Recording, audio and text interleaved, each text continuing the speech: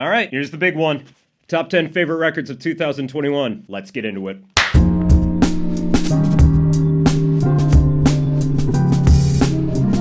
What's going on, everybody? This is Sean Ross, Like Music. I am back with my top 10 favorite records of 2021. This has to be the first year since I've started doing this where I felt completely detached from music. This was due in large part to everything that was going on outside of the music world. So it felt like it was pretty hard to be as obsessively focused on music as opposed to years past. All that being said, there was still a lot of great releases from a lot of artists that I really like and have a strong attachment to. And that ended up being the majority of the albums that made it into my top 10. So it was a little disappointing that there weren't like any major revelations or any new artists for me that really made it onto this list, save one. But overall, these are still the records that I thought were the most exceptional releases of the year. These are the ones that made the biggest impact on me. And with all that being said, let's get into my number 10 favorite album of the year. Number 10, Madlib,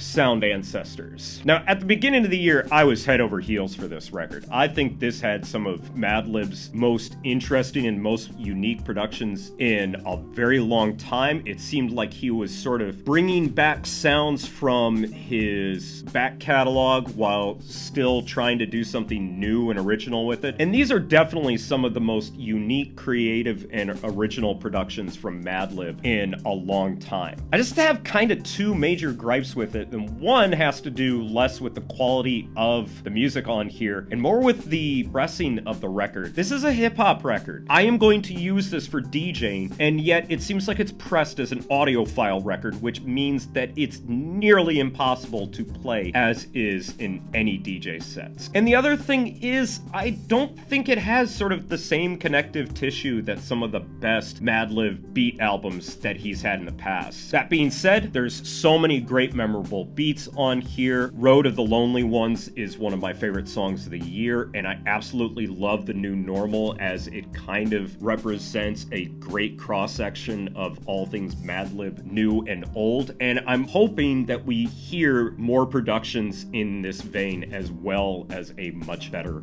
pressed record. So while it's probably criminal that I'm putting this guy so low on the list, I still really dig it, so it definitely deserves a spot on my end of the year list. Number 9, Mind Design, Rare Pleasures. Now, if I was going strictly by just one song on this record, it probably would have ended up in my number 1 slot. Long story short, Hope You're Doing Better is probably my favorite song of the year. I love the arrangement on it. I love the melody. I love the sort of uplifting lyrics. And there are other great songs on this album too. Slow Dance is a great little slow burner. And I really dig the track Colors of the Sunset, which has this vibrant, almost Latin broken beat energy to it. The problem with this record is that there's just too many interludes on here. There's a lot of great ideas. There's a lot of beautiful colors and melodies, but ultimately it feels like half of a really good record that would have paid off with just a bit more focus on creating a bunch more songs as opposed to the album being peppered with a bunch of interludes. So that sort of took the wind out of my sails when it came to this record. But all things being said, I still really dig this. I really like this direction that Mind Design is going with. So here's hoping that the next project that he puts out is in this vein, and some of the ideas that are on here and some of the promise that's on here gets fully developed into a much more fully realized project. But just going strictly off of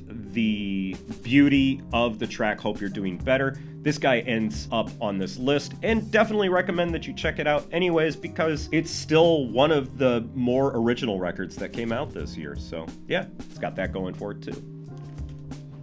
Number 8, Soundtrack, Then There Was Light, released on Street Corner Music. Now, if you've been around these parts for a while, you know that I'm a giant Street Corner Music fan. Basically, everything the label has put out is a guaranteed sure shot. And originally when I listened to this record, I didn't think it was anything special, but I still thought it was really well done. And the more I listened to it, the more I realized that, holy shit, Soundtrack is a force to be reckoned with. His sample chops, his drums, the just overall like production and sound quality on this record is second to none. So I don't really have that much else to say for it. If you're looking for a knock-in beat tape, this one left a huge impression on me. Front to back, absolutely excellent. A lot of recognizable samples, a lot of not so recognizable samples, but it bangs all the way through. So yeah, and then there was Light, Soundtrack, Street Corner Music. Definitely one of the best records that I heard in 2021.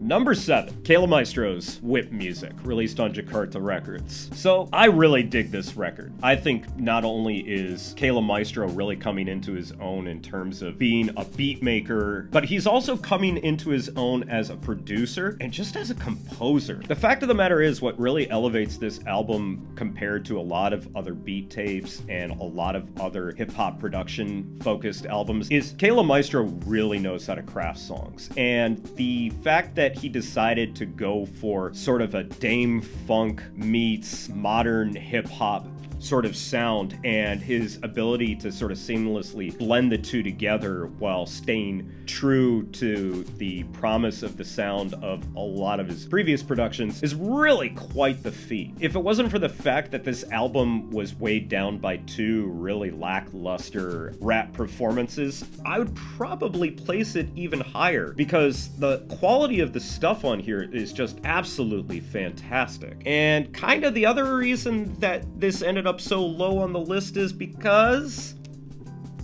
Number 6, Tall Black Guys, Airplane Mode. Yeah, this just really came down to bias, because this was exactly the sort of project that I was looking for from Tall Black Guy for the longest time. A purely instrumental hip-hop project featuring Tall Black Guy at his instrumental hip-hop best is exactly what I was hoping for the longest time, and that's exactly what I got with Airplane Mode. Which isn't to say that he didn't show off some sophistication with his album of process and progression, but this is exactly what I was hoping for. And just purely based on my own personal tastes, that's why this ended up on the end of the year list instead of that album, as well as it ended up ahead of Kayla Maestro's record. It's essentially everything that I love about Tall Black Guy, just all on a very digestible, very easy to listen to, very easy to get into instrumental hip-hop project. It's got the jazziness, it's got the absolutely unbelievable drums. He shows off that he's still got a knack for songcraft, and these songs got a ton of soul to them. This is a record that I've been going back to ever since I got it sort of early on in the year, and I'm still finding new things to enjoy about it every time that I listen to. So for all those reasons and more, Tall Black Guy's Airplane Mode definitely deserves a spot on this list, and definitely deserves a lot more attention that it got this year, seemingly, since it really got overshadowed by the Ozzy Moore and the Zoe collaboration. Don't sleep on this. Absolutely phenomenal instrumental hip-hop, and probably my instrumental hip-hop record of the year. Number 5, Bad Bad Not Good, Talk Memory. You know, I really expected that this was going to end up lower on the list, but the more I've listened to it, the more I realized that I actually really like this album. The band is showing off some maturity, and they're showing off a dedication to songcraft that was always there on their previous albums, but it also seems like they're trying to make these even more cinematic pieces than they did in years past. Some of the tracks still feel a little bit hollow and a little bit underdeveloped, but I also feel like this is a record that the more I listen to, the more I'm going to enjoy it, as was the case with 3 and 4. So I'm really curious to hear what they do moving forward, and if you're a fan of Bad Bad Not Good, I mean, this was already a no-brainer, and maybe harsh as my review seemed for this record, I've definitely grown more attached to it, and I definitely think it's one of the best records of the year, if only for Arthur Verikai's otherworldly string arrangements on all the tracks on here. But not only that, there are some absolutely phenomenal musical pieces on here. Signal to the Noise, Unfolding, Love Proceeding, and the title track are all excellent pieces. So this is one that I think is probably going to keep growing on me, and yeah, that's pretty much all I've got to say for it. If you haven't checked out Bad Bad Not Good's Talk Memory, it's definitely one of the best records of the year and definitely comes highly recommended from me.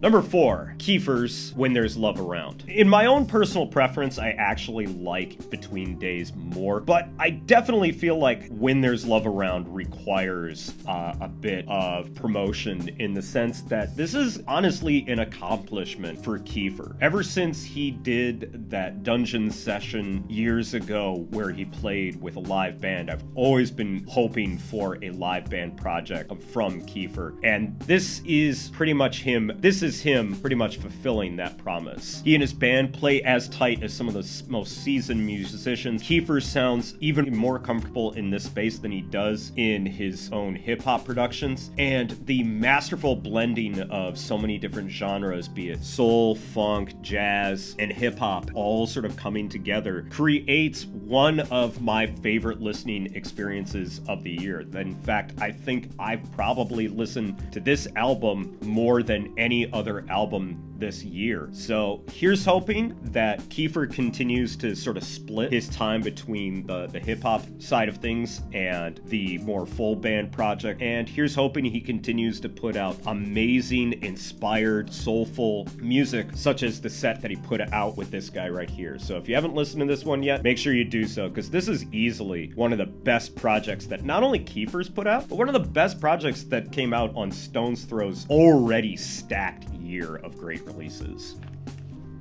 Number 3, Carlos Nino and Friends, More Energy Fields, Currents. I was already a huge fan of Carlos Nino's experimental spiritual jazz / new age ambient music with his previous albums, but this one I think is by far his best project. For one, there's an increased focus on melody, and the melodies on here are absolutely gorgeous. Just from the opening track alone, Please Wake Up a Little Faster, Please, Carlos Nino and Friends show off that they not only have a knack for playing around in sort of these experimental soundscapes, but they can also do just beautiful musical tracks as well. Another highlight track on here, Night Swimming, is one of the most enveloping tracks that I've heard this year, with this absolutely consuming atmosphere on top of it having this really dope beat behind it. And Salon Winds is one of the better straight up jazz tracks that I've heard from Carlos Nino and Friends. So if every album that comes from Carlos Nino from here on out is just a refinement of everything that he's done up until this point, count me in, because it just seems like with every single release that this man and his roving band of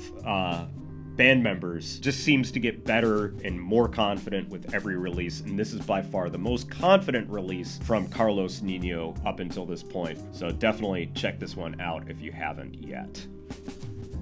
Number 2, Leon Vynehall's Rare Forever. I honestly thought this had a pretty good shot of being my favorite record of the year. The production alone on here makes it noteworthy in my opinion, because no records that I heard sounds as good as this year. And it just so happens that there's a lot of amazing tracks on here, from the absolutely religious sounding Echo, the exploration again of sort of techno and house tracks with songs like Mantra and Dumbo, and all the different little ambient interludes in between. It all comes together for this absolutely enrapturing listen that has gripped me every time that I've decided to throw it back on. And I would go as far as to say this is definitely my favorite Leon Vynehall record up until this point, even beating out his absolute masterpiece that is Nothing Is Still. And despite all the praise that I have this record, it just barely missed out on my top slot, which goes to